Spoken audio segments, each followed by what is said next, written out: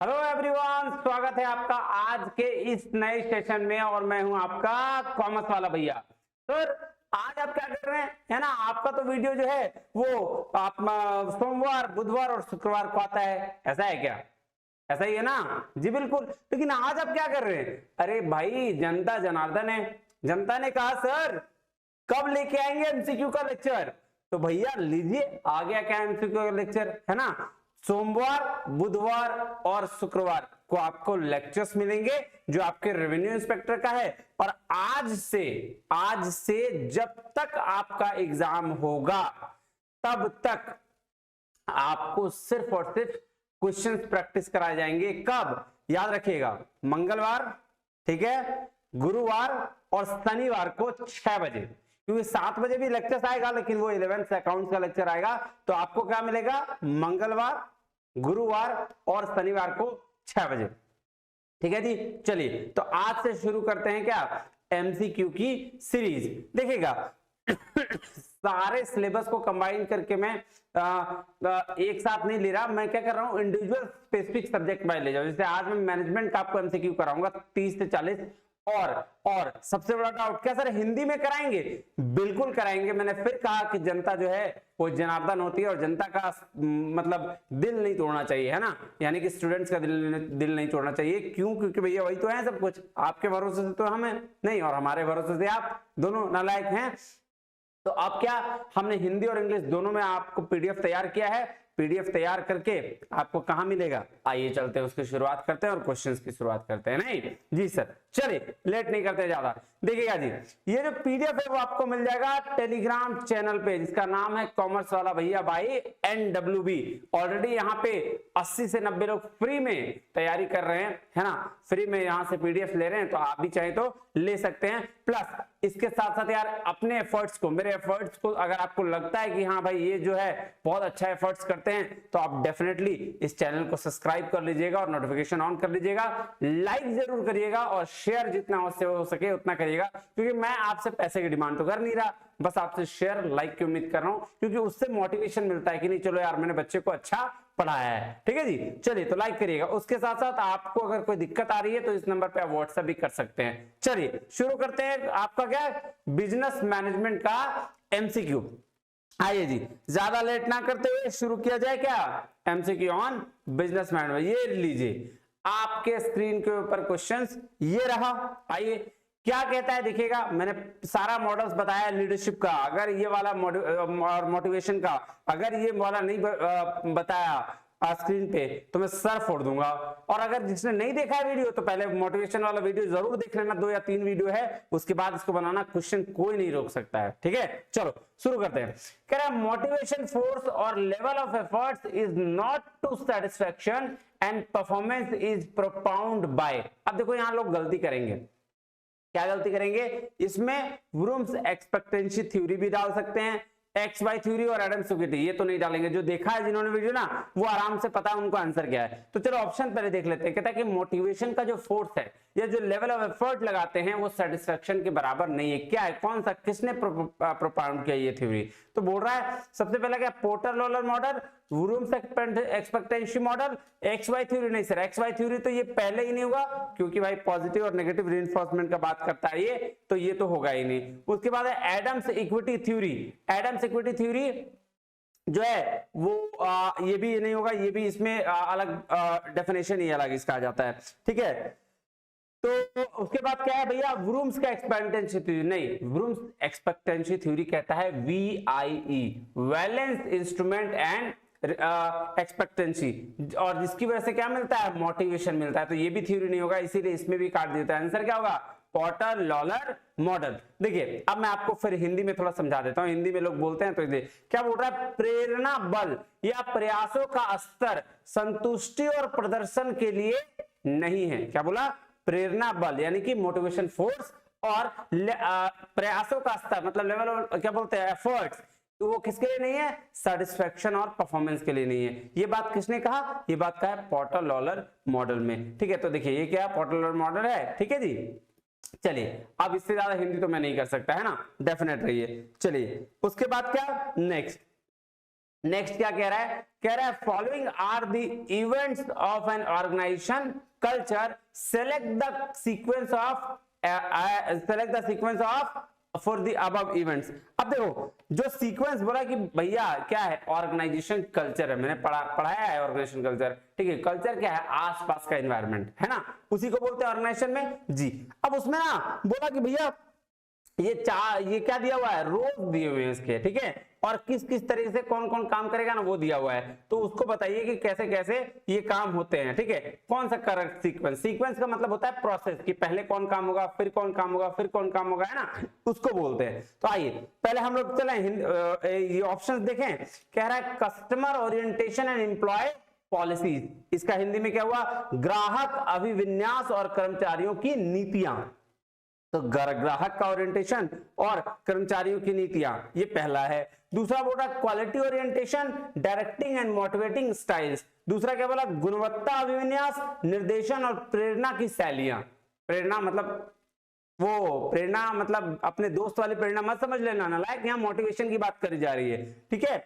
तीसरा बोला decision making, products, services and responsibility to society. तीसरा क्या, निर्णय लेना, उत्पाद एवं सेवाएं एवं समाज के प्रति जिम्मेदारियां, तो ये तीसरा है। फोर्थ बोल रहा है प्रतिस्पर्धा के प्रति प्रतिक्रिया और राष्ट्र के प्रति कृतज्ञता, तो ये reaction to competitors and gratitude towards nation, ये आपका चौथा नंबर है। पांचवा ऑप्शन पढ़िए, कह रहा है role, ambiguities, trade union and policies. क्या बात कर रहे हो आप, बताओ ऑर्गेनाइजेशन कल्चर में ट्रेड यूनियन और पॉलिसीज का क्या काम है कोई काम, ट्रेड यूनियन का कोई काम नहीं सर। तो चार ऑप्शन तो ऊपर देख लिए, लेकिन वो ऑर्गेनाइजेशन कल्चर से था क्योंकि ग्राहक की बात कर रहा जा रहा है, कर्मचारियों की नीतियों की बात करी जा रही है, गुणवत्ता अभिविन्यास की बात किया जाता है, निर्देशन का बात किया जा रहा है, प्रेरणा की बात की जाती है, मतलब मोटिवेशन का, निर्णय लेना, डिसीजंस की बात करी जा रही है, प्रतिस्पर्धा के प्रति जो कंपटीशन उसके प्रति प्रतिक्रिया क्या होना चाहिए उसका बात किया जा रहा है। लेकिन ट्रेड यूनियन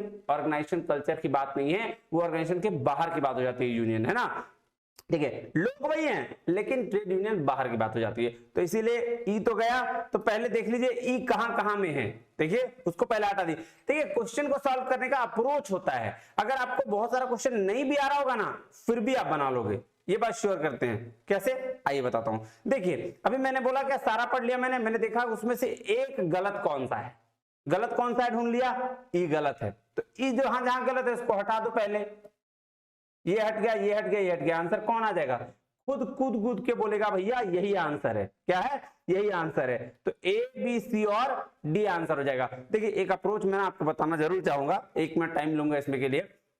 एक अप्रोच, यहाँ पे दो अप्रोच काम करती है, कोई भी एग्जाम को निकालने के लिए ना दो अप्रोच काम करती है। या तो आप उस ऑप्शन में से जो सही है उसको निकाल दीजिए, या जो गलत है उसको निकाल दीजिए। क्वेश्चन अगर पूछ रहा है कि भैया बताइए कौन सा सही है, तो आप गलत छाट लीजिए ना, सही तो अपने समझ में आ जाएगा। अगर क्वेश्चन पूछ रहा है भैया कि आप गलत बताइए कौन सा है, तो आप सही छाट लीजिए, गलत कौन सा है पता चल जाएगा।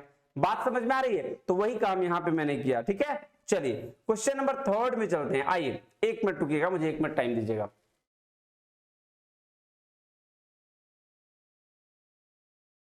चलिए क्वेश्चन नंबर 3 आइएगा, क्या बोल रहा है, कह रहा है ब्रेन असर्शन। असर्शन का मतलब होता है कि इस तरह के क्वेश्चंस भी आपके आने के चांसेस हैं, आ सकते हैं। असर्शन और रीजन मतलब जो कारण, असर्शन का दावा बोलते हैं, दावा और उसका कारण, मतलब जो हम कोशिश कहना चाह रहे हैं उसका रीजन ही कहने से बोलते हैं ना, राम भगवान है क्योंकि उन्होंने ये काम किया, तो राम भगवान एक स्टेटमेंट हुआ, क्योंकि ये एक और काम किया ये स्टेटमेंट हुआ, ठीक है। उनके साथ दूसरा स्टेटमेंट हो गया राम भी भगवान है कृष्ण भी भगवान है, लेकिन क्या दोनों का एक दूसरे से लिंक है, नहीं, एक किसी और युग की बात है, दूसरे किसी और युग के भगवान की बात है। तो यहां पे जब आप असर्शन और रीजन बनाएं तो ये बात का ध्यान रखें कि असर्शन और रीजन दो अलग अलग स्टेटमेंट हैं। तो यहां पूछा जाता है कि क्या आपका असर्शन जो है वो रीजन से मैच कर रहा है कि नहीं कर रहा है, एक तो ये पूछा जाता है। दूसरा ये पूछा जाएगा कि क्या असर्शन रीजन दोनों सही स्टेटमेंट है, और या अगर असर्शन रीजन से सही स्टेटमेंट है तो फिर क्या उसके साथ लिंक है। देखो मैं आपको ऑप्शन से समझाने की कोशिश करता हूं, फिर क्वेश्चन पढ़ूंगा।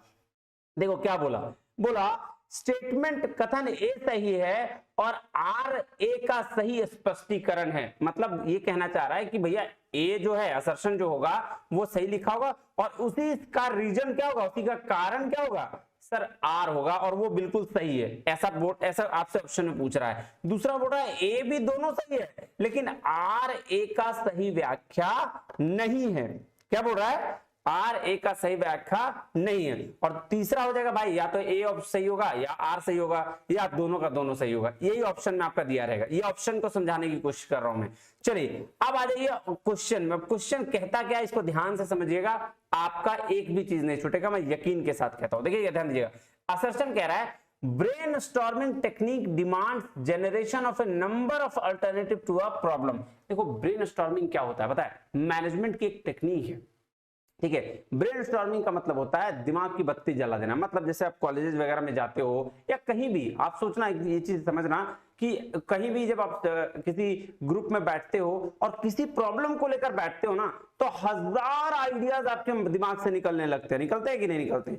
उसी को कहते हैं आपका ब्रेन स्टॉर्मिंग सेशन। और ये यहाँ क्या कह रहा है कि ब्रेन स्टॉर्मिंग टेक्निक जो है वो डिमांड्स करता है generation of a number of alternative to a problem. किसी भी प्रॉब्लम का लॉट्स ऑफ मतलब बहुत सारा सॉल्यूशन आपसे निकलने लगता है ब्रेन स्टॉर्मिंग टेक्निक की वजह से। बिल्कुल सही बात है, क्योंकि ब्रेन स्टॉर्मिंग टेक्निक ही वही है कि भैया एक साथ सबको मिला दो और बोलो कि तुम इस प्रॉब्लम को सॉल्यूशन निकाल के बताओ, और उसमें से सारे लोग मिलेंगे, सारे लोग प्रॉब्लम पे बात करेंगे, विचार विमर्श करेंगे और फाइनली एक कंक्लूजन पे पहुंच जाएंगे। ठीक है, पहला स्टेटमेंट तो बिल्कुल सही है। आइए इसको हिंदी में पढ़ लीजिए। आइए कह रहा है दावा विचार मंथन तकनीक, विचार मंथन तकनीक नाम ही सुन लो कि विचारों का मंथन तकनीक एक पीढ़ी की मांग करती है किसी समस्या के विकल्पों की संख्या। तो सिंपल सी बात है कि बहुत सारा प्रॉब्लम का सॉल्यूशन दे, ठीक है, ये दे देता है। तो बिल्कुल स्टेटमेंट सही है। अब आ जाइए रीजन में, क्या यही सही हुआ कि नहीं देखते हैं। रीजन क्या कहता है,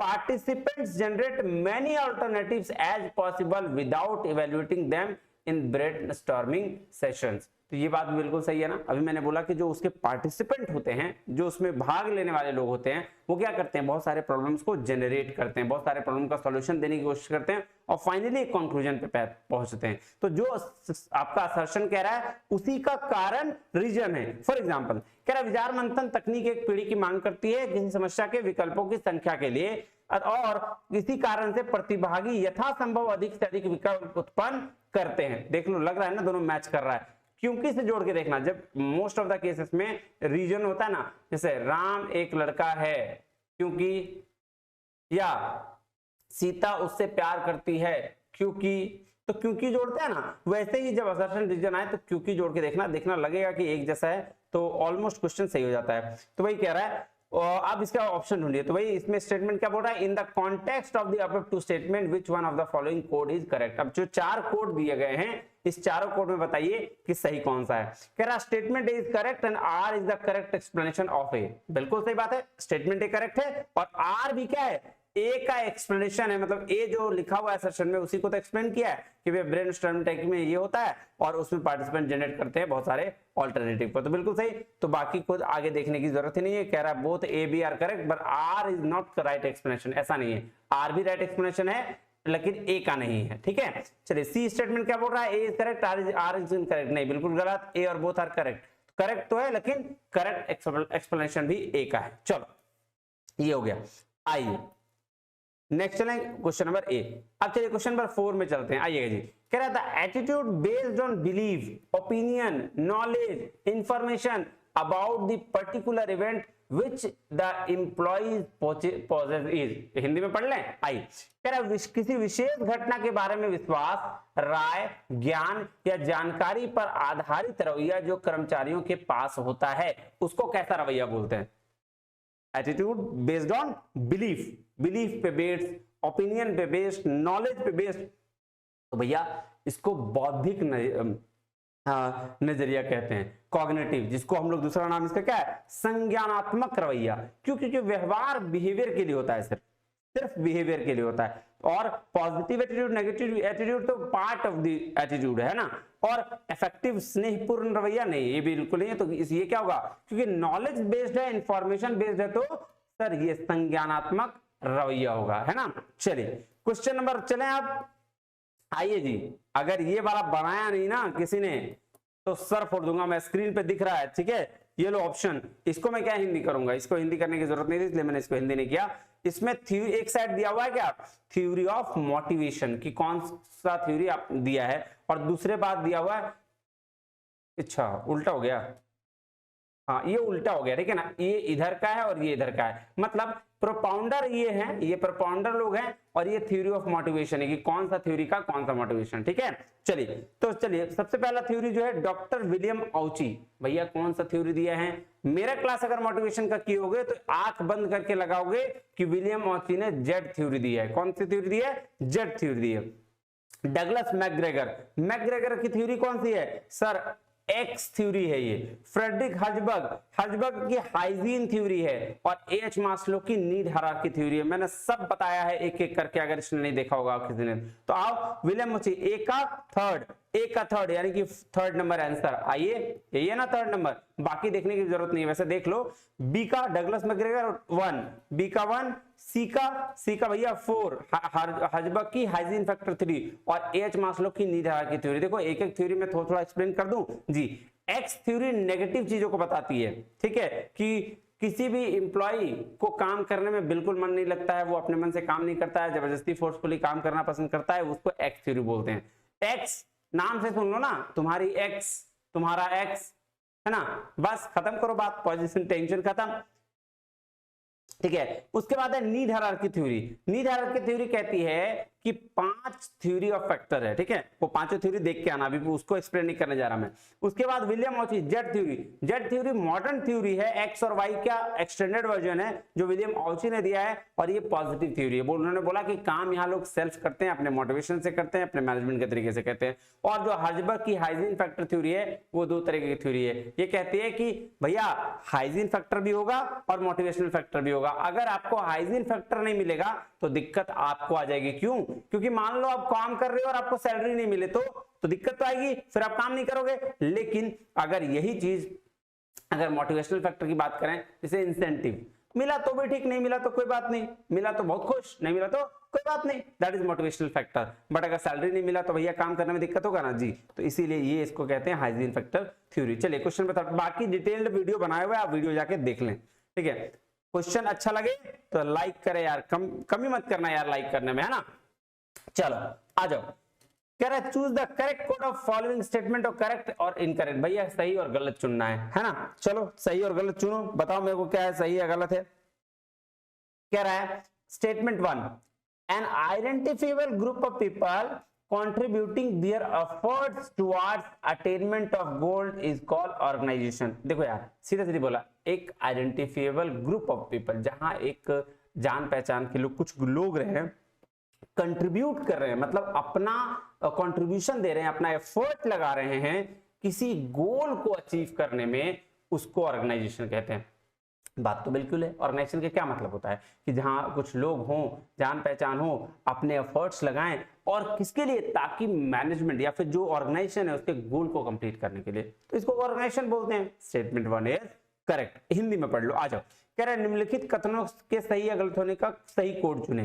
कथन 1, लक्ष्यों की प्राप्ति के लिए अपने प्रयासों में योगदान देने वाले लोगों के एक पहचाने जाने का योग्य समूह को संगठन कहा जाता है। ध्यान से देखिए, लक्ष्यों की प्राप्ति के लिए, टारगेट कंप्लीट करने के लिए अपने प्रयासों में योगदान देने वाले लोगों एक पहचाने जाने के योग्य समूह को संगठन कहा जाता है। तो जो प्रयास करते हैं करके अपने समूह में देते हैं, यार हिंदी थोड़ी सी मेरे लिए थोड़ी सी दिक्कत हो जाती है, बट कोई बात नहीं, समूह जो ग्रुप होता है ना उसको कहा गया है, तो उसको अगर क्या कहते हैं उसके कंट्रीब्यूट कर रहे हैं तो उसको, उसके लिए क्या हो गया, सही स्टेटमेंट हो गया। चलिए दूसरा जाते हैं, कहता है statement 2, in its broadest sense organizational refer to relationship between various factors present in a given endeavor। तो क्या बोल रहा है, ब्रॉडेस्ट सेंस में ऑर्गेनाइजेशन का क्या मतलब हुआ कि relationship between the various factor, जो बहुत सारे फैक्टर है, बहुत सारे प्रभाव है किसमें, इन अ गिवन एंडेवियर। तो ये भी बिल्कुल सही है, कह रहा है अपने व्यापक अर्थ में संगठन किसी दिए गए प्रयास में मौजूद विभिन्न कारकों के बीच संबंध को संदर्भित करता है। यही चीज तो ऊपर बोला, ठीक है, कि अलग अलग फैक्टर है, उस फैक्टर में बहुत सारे लोग वर्क कर रहे हैं, और उसी फैक्टर के वर्क की वजह से जो आपका कंट्रीब्यूशन दिखता है उसको हम लोग क्या बोलते हैं सर, ऑर्गेनाइजेशन, मतलब हाँ ऑर्गेनाइजेशन कहते हैं। तो इसमें क्या हुआ, दोनों को दोनों बिल्कुल सही है, ठीक है, चलिए बोथ आर करेक्ट। आइए क्वेश्चन नंबर चलते हैं आपका 7 में। 7 नंबर में क्वेश्चन बहुत बताया मैंने, ध्यान से पढ़ना। कह रहा है इन विच, क्या कह रहा है, in which one of the following forms of workers participation in management is the role of workers council not just advisory but the management is under a moral obligation to acknowledge, accept and implement the unanimous decision of the council options: administrative participation, consultative participation, associative या decisive. देखो बात सीधा सीधी बोल रहा है, बोल रहा भाई मैनेजमेंट, ये वर्कर पार्टिसिपेशन इन मैनेजमेंट में 5 स्टेज होते हैं, उन 5 स्टेज की बात कर रहा है। ठीक है, मैं आगे बताऊंगा लेकिन ये बात समझ लो। तो ये जो स्टेज है ना, पहले मैं पांचों, आप बताओ, बताना कमेंट करके कौन सा स्टेज होगा, मैं आपको बताता हूँ इसके बाद वाला कहानी। 5 स्टेज होते हैं, इंफॉर्मेटिव है ना, फिर है कंसल्टेटिव, फिर है एसोसिएटिव, फिर है डिसिसिव, सॉरी फिर एडमिनिस्ट्रेटिव, तब डिसिसिव। ये 5 स्टेज होते हैं। देखो ये स्टेज क्या बोला भैया वर्कर्स जो है ना, यहाँ सिर्फ एडवाइस देने का काम नहीं करते हैं, यहाँ उन मॉरल ऑब्लिगेशन, मतलब मॉरल नैतिक उस पे दबाव बनाते हैं मैनेजमेंट पे कि तुमको ये काम करके देना पड़ेगा, मतलब मैनेजमेंट रिस्पॉन्सिबल हो जाता है इसमें काम करके देने के लिए। और ये जो पार्ट है ये कहने वाले कहलाते हैं एसोसिएटिव पार्टिसिपेशन। आइए हिंदी में एक बार पढ़ लेते हैं, उसके बाद आपको समझ में ज्यादा आएगा। कह रहा प्रबंधन में श्रमिकों की भागीदारी के निम्नलिखित में से किस रूप में श्रमिक परिषद की भूमिका में न केवल सलाहकार की है बल्कि परिषद के सर्वसम्मत निर्णय को स्वीकार करने और लागू करने के लिए प्रबंधन एक नैतिक दायित्व के तहत है। नैतिक दायित्व के तहत है मतलब मैनेजमेंट को ये मोरल ऑब्लिगेशन है कि भैया तुमको जो बोल रहा है, वर्कर्स जो बोल रहा है उसको काम करो। तो इसको बोलते हैं सहयोगी भागीदारी, एसोसिएटिव पार्टिसिपेशन। आइए पांचों की चर्चा में एक बार छोटा छोटा कर देता हूं। देखो इंफॉर्मेटिव पार्टिसिपेशन, पार्टिसिपेशन मतलब उसमें पार्ट लेना, किसमें, पार्ट मैनेजमेंट में हिस्सा लेना, हिस्सा मतलब उसमें नहीं, डिसीजन मेकिंग में हिस्सा लेना। तो इंफॉर्मेटिव पार्टिसिपेशन में मैनेजमेंट में वर्कर्स का कोई रोल नहीं होता है, मैनेजमेंट आती है, इंफॉर्मेशन देती है और फिर वो इंफॉर्मेशन को ग्रैब कर लेते हैं, बस। कंसल्टेटिव में मैनेजमेंट कंसल्ट करती है वर्कर से और उनसे सिर्फ इंफॉर्मेशन लेती है और वहां उनकी बातों को थोड़ा बहुत सुना जाता है, आगे बढ़ा एक प्रोसेस। तीसरा जो पार्टिसिपेशन है वो है एसोसिएटिव। यहां पे मैनेजमेंट मोरली ऑर्गेनाइज हो जाती है, मतलब नैतिक जिम्मेदारी हो जाती है उनकी कि इनकी बातों को सुने, वर्कर्स की बातों को सुनकर उसको अप्लाई करें। ठीक है, उसके बाद है एडमिनिस्ट्रेटिव पार्टिसिपेशन। ठीक है, ये एक ऐसा पार्टिसिपेशन है जहां पे आपको कोई डिसीजन लेके 4-5 ऑफर दे दिया जाता है। 4-5 ऑफर में बोला जाता है जो आप सेलेक्ट करेंगे वही ऑफर आपके लिए एप्लीकेबल होगा। ठीक है, वो डिसीजंस, 4 डिसीजन ले लिया, ये वाला भी, ये वाला भी, ये वाला भी, ये वाला भी, और इन चारों को बोल दिया वर्कर्स को भाई देख लो तुम लोग में से तुमको जो अच्छा लगे उठा लो, वो वाला चीज, that is called administrative participation. और लास्ट में है डिसिसिव पार्टिसिपेशन। भैया यहाँ तो वर्कर्स जो है वो खुद ही मैनेजमेंट में बैठता है तो मिलकर डिसीजन लेता है ना। तो ये बात हो गई। चलिए आप चलें क्वेश्चन नंबर 8 में। देखिए थोड़ा सा डिले होगा लेकिन एक एक चीज समझा के जाऊंगा, यकीन मानिए। कह रहा है question number 8, Which of the among the following is the oldest form of organization? सबसे पुराना फॉर्म कौन सा है सर? सबसे पुराना फॉर्म है लाइन ऑर्गेनाइजेशन। ये मैंने पढ़ाया है ऑर्गेनाइजेशनल थ्योरी में, ध्यान से देखिएगा।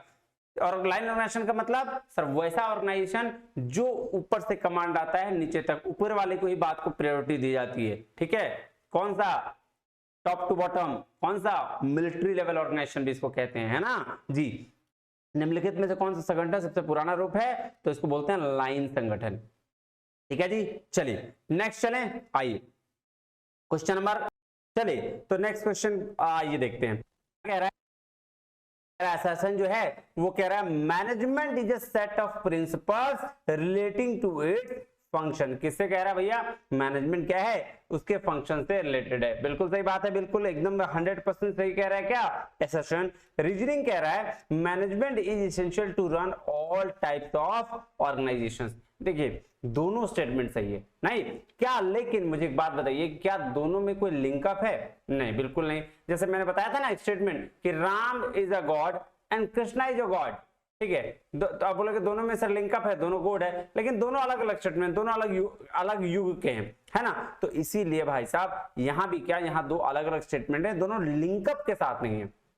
ठीक है, तो इसका आंसर क्या हो जाएगा ए और आर दोनों सही है, लेकिन आर जो है सही एक्सप्लेनेशन नहीं है किसका, ए का, तो आंसर इज ये बी। चलिए क्वेश्चन नंबर 10 पे चलते हैं, ध्यान दीजिएगा question number 10 very very very important. क्यों? क्योंकि भैया इस बार पीजीटी कॉमर्स में ये क्वेश्चन पूछा गया है। क्या पूछा है? बोला था लोकप्रिय कथन यानी कि popular statement, if you all have a hammer, अगर आप सबके पास हथौड़ा है तो आपको खुद ही कील दिखने लग जाता है, ठोकने लग जाते हैं हम, है ना। हम लोग बैठे हुए रहते थे, मतलब अगर कोई लकड़ी का ये रहता था और हाथ में कुछ दिख रहा होता तो हम लोग जानबूझ के ठोकने लग जाते थे, बचपन भी करते थे। तो ये जो कहावत है कि यदि आपके पास केवल हथौड़ा है तो सब कुछ एक कील जैसा दिखता है, किसके द्वारा कहा गया है?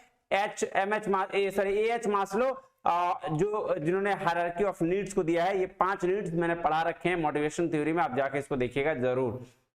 चलिए क्वेश्चन नंबर 11 की बात करें, आइए। कह रहा principles of management have the following distinct features. भाई क्या विशिष्ट विशेषताएं हैं प्रबंधन के? आइए, पहला है फ्लेक्सिबिलिटी, लचीलापन होता है, फ्लेक्सिबल है, कोई भी अप्रोच काम कर लेता है ना, ऐसा नहीं कि सिर्फ एक ही जगह पे काम करेगा। यूनिवर्सल एप्लीकेशन है, देखो यही बात कर रहा था मैं कि हर जगह, ऐसा नहीं कि सिर्फ मेरे घर में आया तो मेरे घर में काम कर लिया, तुम्हारे घर में काम नहीं किया।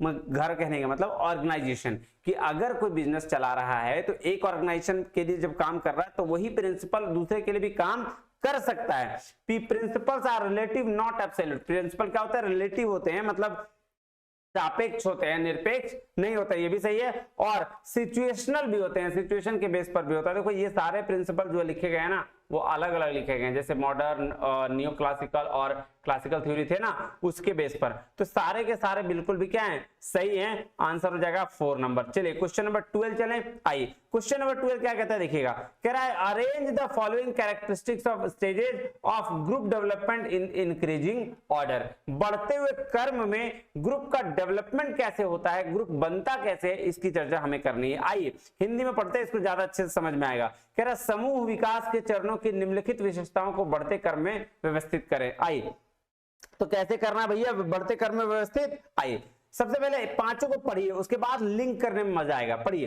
कह रहा सदस्य मतभेदों को सुलझाना शुरू करते हैं और समूह का उद्देश्य समूह के सदस्यों की भूमिकाओं को स्पष्ट करता है। तो क्या ये पहले हो सकता है? नहीं, उसके लिए कुछ और करना पड़ेगा। इसमें भागीदारी और उपलब्धि के लिए मान्यता शामिल है, ये भी नहीं होगा। सी, सदस्य अधिक कार्य उन्मुख हैं और समूह में एकता है। उसके बाद क्या है? उसके बाद कह रहा है सदस्यों के बीच मतभेद के कारण संघर्ष उत्पन्न होने लगते हैं और फिर सदस्य मध्यम रूप से उत्सुक हैं, सकारात्मक उम्मीदें रखते हैं और इस बात को लेकर चिंतित हैं कि वे वहां क्यों हैं, अन्य सदस्य कौन है। तो देखो यार एक बात इसमें बताना, सिंपल सी बात बताना मुझे, ठीक है।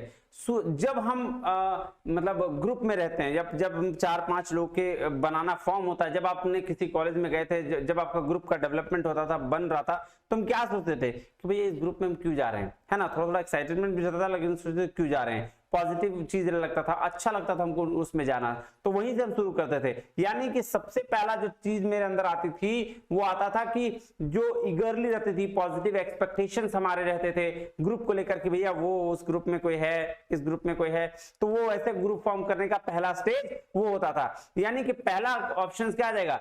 ई। अब देखो जो ई जिसमें ई पहले में उसको रखो, बाकी को डिलीट कर दो। देखो दूसरा डिलीट, चौथा डिलीट, बात खत्म। जी सर क्यों? क्योंकि सर पहला में ई होगा तो दूसरा चौथा में ई तो है ही नहीं, खत्म हो गया। देखो जो सही था मैंने निकाल दिया, आप गलत वाले को छाट दिया। चलो अब उसके बाद क्या? ई के बाद डी है, तो यार देखो डी पढ़ने का भी जरूरत नहीं है। क्यों? क्योंकि ई के बाद डी ऑलरेडी हर जगह है। फिर ई के बाद डी है, उसके बाद ए है। देखो ए को भी पढ़ने का जरूरत नहीं है। क्यों? क्योंकि ई डी ए तीनों समान चल रहा है। देखो ऐसे बनते हैं, पढ़ने का भी जरूरत नहीं पड़ेगा, ठीक है। उसके बाद बी या सी होगा या सी और बी होगा, बताओ कैसे पढ़ोगे? तो भैया उसके लिए अब तो पढ़ना पड़ेगा कि पहले डी और ए में क्या लिखा हुआ है, आई।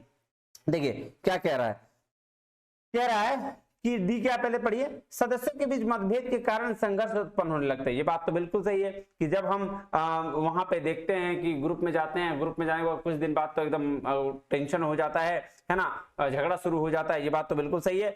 उसके साथ साथ क्या है ए बोल रहा, उसके बाद सदस्य मतभेदों को सुलझाना शुरू करते हैं 110% कि भैया जब हम कोई पहले ग्रुप में इन्वॉल्व होते हैं, इन्वॉल्व होने के बाद वहां उनमें प्रॉब्लम आने लगता है, फिर ग्रुप वाले मेंबर उसको सुलझाना शुरू करते हैं और बोलते हैं भैया हम लोग का उद्देश्य था, हम लोग का पर्पस था साथ रह के चलना, सबको साथ लेके चलना, यही सब बात बोलते हैं जी। तो EDA यहां तक सही है। अब देखना है कि बी और सी में पहले क्या आएगा। तो बी में देखिए कह रहा है इसमें भागीदारी और उपलब्धि के लिए मान्यता शामिल है। उससे पहले सी पढ़ लेते हैं। सदस्य अत्यधिक कार्य उन्मुख है और समूह में एकता है। देखो ये बात है, यही बात तो वहां बताना चाह रहा है ना कि समूह का उद्देश्य और समूह का सदस्यों की भूमिका क्या स्पष्ट करते हैं। तो स्पष्ट करने के लिए वो उनको बताते हैं कि भैया सदस्य जो हैं वो अत्यधिक कार्य उन्मुख हैं और उनमें समूह में क्या है, एकता है, और इसी वजह से इसमें भागीदारी और उपलब्धि के लिए मान्यता शामिल है। यानी कि EDA और फिर सी होगा तब भी होगा, यानी थर्ड नंबर। तो लिंक करके आपको बनाना है ना, और उससे उसी तरह से आपका क्या होगा, क्वेश्चन बन जाएगा क्वेश्चन नंबर थर्ड में। चलिए क्वेश्चन नंबर 13 चलते हैं। क्या कह रहा है ध्यान से देखते हैं क्या रहा है। आइए, क्या रहा था, एडवांटेज ऑफ इंसेंटिव पेमेंट। अब देखो यार, इंसेंटिव मिलता है ना, बोनस मिलता है, तो उसका क्या फायदा होता है किसको, वर्कर्स को। तो कह रहा है ease in the introduction of new machine. भैया बोनस से मशीन का इंट्रोडक्शन में क्या मतलब, हो तो मालिक समझेगा, वर्कर्स को इंसेंटिव मिल रहा, तो ए तो होगा नहीं, तो पहले ए वाले को खत्म करिए। देखिए ए किसमें किसमें है, इसमें भी ए है, इसमें भी ए, खत्म हो गया जी सर। अब बी और सी डी है। अब देखिए बी और सी तो दोनों में कॉमन है, तो बी सी को छोड़ दीजिए, डी पढ़िए। Increase scrap. अब मुझे बताओ इंसेंटिव लेने देने में इंक्रीज का कोई रोल है, मतलब स्क्रैप को बोलते हैं जो आपका कूड़ा कचरा टाइप का होता है ना, उसको बोलते हैं स्क्रैप। उसका वो बढ़ने से इसका कोई मतलब है नहीं, इसका कोई मतलब नहीं है। तो आंसर क्या हो जाएगा, डी भी गया, तो आंसर हो जाएगा बी और सी। बी में क्या था, बेटर यूटिलाइजेशन ऑफ इक्विपमेंट। ये बात बिल्कुल सही है कि अगर आप अपने वर्कर्स को इंसेंटिव देते रहोगे तो वो कोई भी आपका एसेट जो है, वो सामान है, उसको अच्छे से यूज करेंगे और कम से कम एब्सेंट करेंगे। टर्नओवर आपका बढ़ेगा। क्या बोल रहा है, रिड्यूस्ड एब्सेंटिज्म एंड टर्नओवर। जो आपका एब्सेंटिज्म है वो क्या होगा, वो कम हो जाएगा, वो कम करने लगेंगे एब्सेंट। तो ये बात बिल्कुल ये आ जाएगा। तो बी और सी क्या है, आंसर आपका हो जाएगा। चलिए क्वेश्चन नंबर चले 14 में। आइए क्या कह रहा है ध्यान समझिएगा। Delegation is an interpersonal transaction between based on behaviour analysis. बिल्कुल नहीं, डेलीगेशन जो होता है हम नीचे की ओर डेलीगेट करते हैं, तो वो इंट्रापर्सनल होता है। हम चाहेंगे किसी को डेलीगेट करना, मैंने तुम्हें बोला जाके तुम पढ़ो, अब तुम किसी और को थोड़ी बोलोगे जाके पढ़ो, ठीक है। तो डेलीगेशन क्या है, ये पहला स्टेटमेंट बिल्कुल गलत है। और फिर आइए दूसरा स्टेटमेंट देखते हैं। क्या है, delegation is an evolutionary and development process which needs encouragement and reinforcement. ये बात बिल्कुल सही है कि हर काम जो है अकेला नहीं कर सकता आदमी, तो अपनी रिस्पॉन्सिबिलिटी अगर किसी को दे रहा है तो बहुत मतलब बोलते हैं ना जिम्मेदारी से दे रहा है, तो उसको भी क्या समझना चाहिए कि भैया ये इसको इनकरेज करना चाहिए और रीइंफोर्स करना चाहिए। Very very good. तो पहला गलत, दूसरा सही, तो आंसर हो गया पहला क्या, incorrect, and second is correct. ये देखिएगा, ध्यान समझिएगा। आप हिंदी एक बार पढ़ लीजिएगा, है ना। मैं हिंदी को अब नहीं पढ़ना क्योंकि बहुत टाइम लग जाएगा फिर आपको। चलिए क्वेश्चन नंबर 15 में आते हैं। कह रहा management according information is used for which of the following destructive purpose. अलग अलग पर्पस के लिए मैनेजमेंट का यूज कहां होता है ना।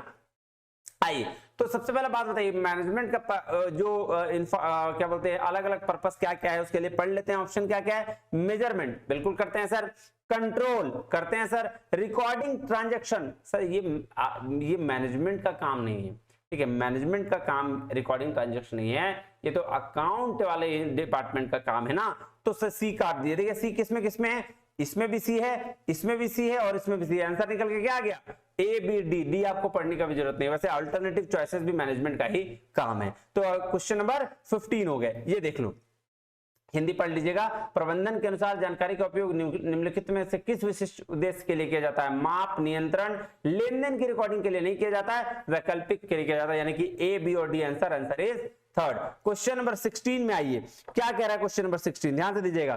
क्या है, principle of management are important and useful on account of the following reasons. क्या क्या रीजन्स है, तो भैया प्रिंसिपल जो मैनेजमेंट का सिद्धांत है उसके इंपॉर्टेंट और यूजफुल क्या रीजन्स हो सकते हैं। तो पहला बोल रहा है to increase the managerial efficiency, जो मैनेजर की इफिशिएंसी है उसको बढ़ाने के लिए। इफिशिएंसी मतलब क्षमता, है ना, दक्षता बढ़ाने के लिए, ठीक है।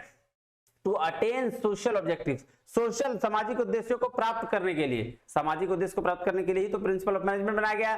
ट्रेन मैनेजर्स, मैनेजर्स को ट्रेन करने के लिए, बिल्कुल सही बात है। उसके बाद टू इंप्रूव रिसर्च, रिसर्च को इंप्रूव करने के लिए, बढ़ाने के लिए, अनुसंधान में सुधार करने के लिए, और सामग्री एवं मानव संसाधनों को समन्वय, कोऑर्डिनेट करने के लिए, कोऑर्डिनेशन के लिए। तो ये पांचों के पांचों जो काम है प्रिंसिपल ऑफ मैनेजमेंट के हैं। प्रबंधन के सिद्धांत में यही सब कारण क्या है, उपयोगी और महत्वपूर्ण दोनों हैं। तो आंसर हो जाएगा A B C D E, यानी कि आपका 4 नंबर। चलिए क्वेश्चन नंबर 17 में आते हैं। क्या कह रहा है, which one of the following is not true for the functional organisation. अब बताइए फंक्शनल ऑर्गेनाइजेशन क्या होता है। फंक्शनल ऑर्गेनाइजेशन जो काम के बेस पर डिवीजन होता है ना।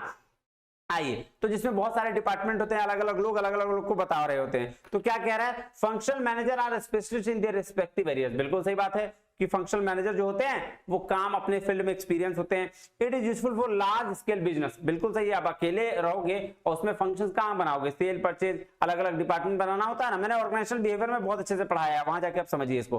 कह रहा है it is based on the principle of unity of command. नहीं, बिल्कुल भी नहीं। यूनिटी ऑफ कमांड का मतलब होता है कि सिर्फ एक आदमी ही एक आदमी को डायरेक्शन दे सकता है, एक आदमी ही एक आदमी को बता सकता है कि काम कैसे करना है। लेकिन फंक्शनल में ऑर्गेनाइजेशन ऐसा नहीं होता। फंक्शनल ऑर्गेनाइजेशन में बहुत सारे लोग होते हैं, अलग अलग लोग मिलकर एक साथ काम करते हैं। That is 3rd number. यही हो गया आपका आंसर, सॉरी यही हो गया आपका सही आंसर इसके लिए। ठीक है, चलिए क्वेश्चन नंबर चलें 18 में। आइए क्वेश्चन नंबर 18 में चलते हैं। क्या कह रहा है देखते हैं। कह रहा है logically sequence the following steps from managerial decision making process. बोल रहा है एक मैनेजर डिसीजन कैसे लेता है, उसका डिसीजन मेकिंग प्रोसेस कैसे काम करता है, उसको आइए पहले देखते हैं। तो सबसे पहले डिटरमाइन द ऑब्जेक्टिव। नहीं, सबसे पहले ऑब्जेक्टिव डिसाइड करता है, बिल्कुल नहीं। ऑब्जेक्टिव से पहले कुछ प्रॉब्लम पता चलेगा तब तो। सेलेक्टिंग द बेस्ट सॉल्यूशन, ये कहां से आएगा अभी। इंप्लीमेंटिंग, भैया पहले सेलेक्ट कर लेंगे तब तो इंप्लीमेंट करेंगे, तो वो तो इंप्लीमेंट सबसे लास्ट में होगा, ये बात ध्यान के रखना।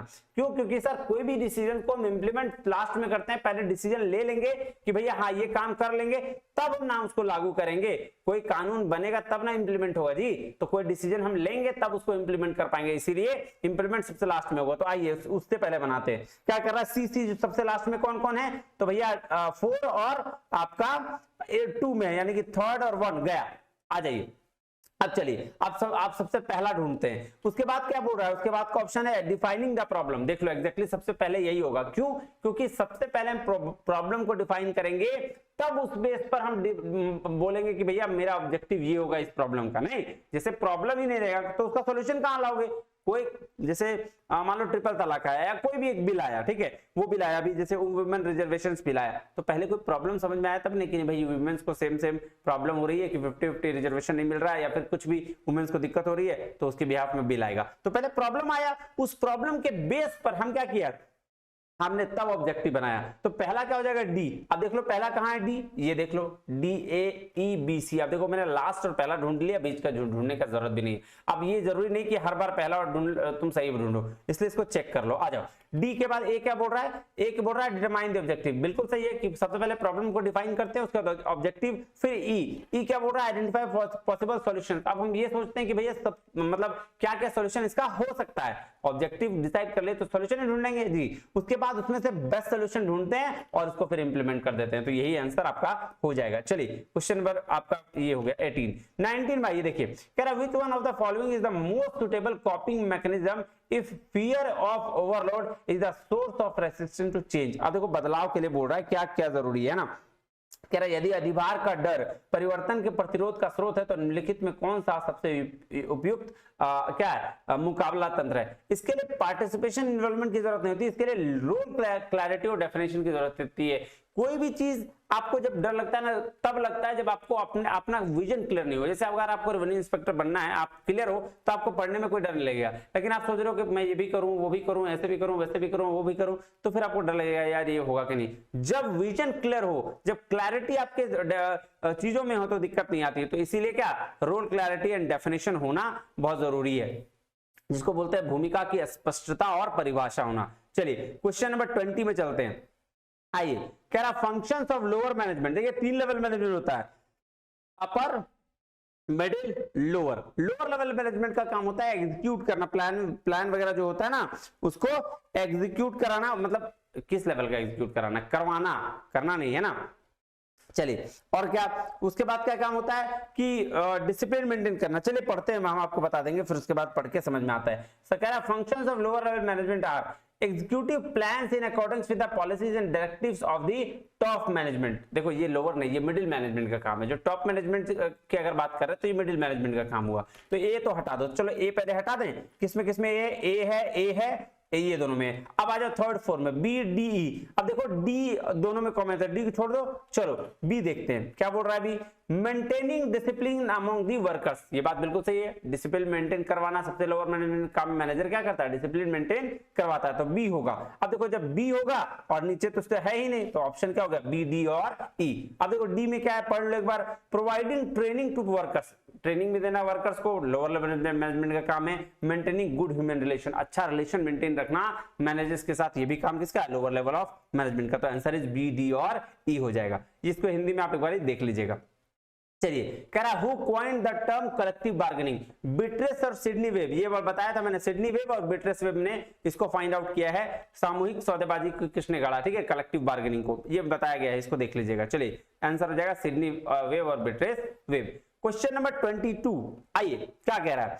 कह रहा है which one of the following is not correct with respect to the matrix organisation. जब मैट्रिक्स ऑर्गेनाइजेशन की बात करते हैं तो उसमें दो ऑर्गेनाइजेशन मर्ज होती है। कौन कौन सा, एक को बोलते हैं फंक्शनल और दूसरे को बोलते हैं प्रोजेक्ट। फंक्शनल वाला काम परमानेंट करता है और प्रोजेक्ट वाला जिस समय तक के लिए प्रोजेक्ट होता है वैसा काम करता है। जैसे अगर मैं बात करूं रोड वगैरह जो बनाते हैं तो जब उनका प्रोजेक्ट खत्म हो जाता है काम चले जाते हैं जी, लेकिन जो कंपनी होती है वो हमेशा चलते रहती है। तो जो फंक्शनल है वो हमेशा काम करेंगे और जो जो प्रोजेक्ट वाले होंगे वो लिमिटेड टाइम के लिए काम करेंगे। तो ये दोनों मर्ज हो जाते हैं, तो इसको मैट्रिक्स ऑर्गेनाइजेशन बोला जाता है। अब आइए पढ़ते हैं क्या बोल रहा है, कौन सा सही नहीं है मैट्रिक्स ऑर्गेनाइजेशन के रिस्पेक्ट में। आइए देखते हैं, है ना।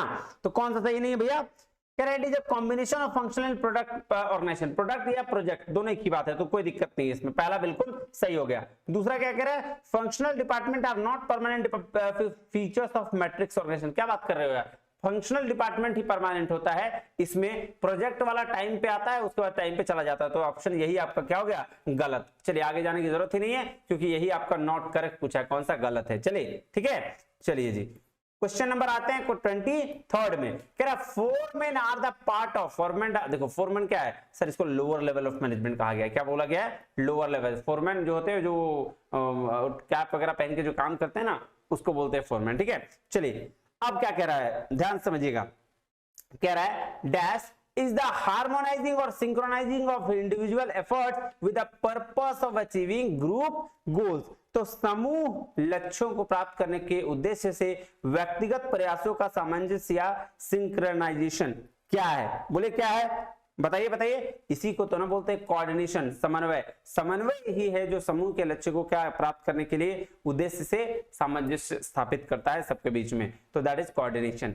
चलिए question number, piece rate system is contributed by, मैंने जब पढ़ाया था तो ये बताया था कि ये टेलर, एफडब्ल्यू टेलर ही है जो पीस रेट सिस्टम पे बिलीव करते हैं। ये कहते हैं वर्कर्स को जितना से जितना प्रोडक्शन करवा सकते हो करवा दो, कोई दिक्कत नहीं है, हमको क्या मतलब है, ऊपर अपना खटते रहे और काम करते रहे, है ना, मशीन की तरह ट्रीट करते हैं ये। चलो किसने कहा, टेलर ने। अब आ जाओ क्वेश्चन नंबर 26 पे।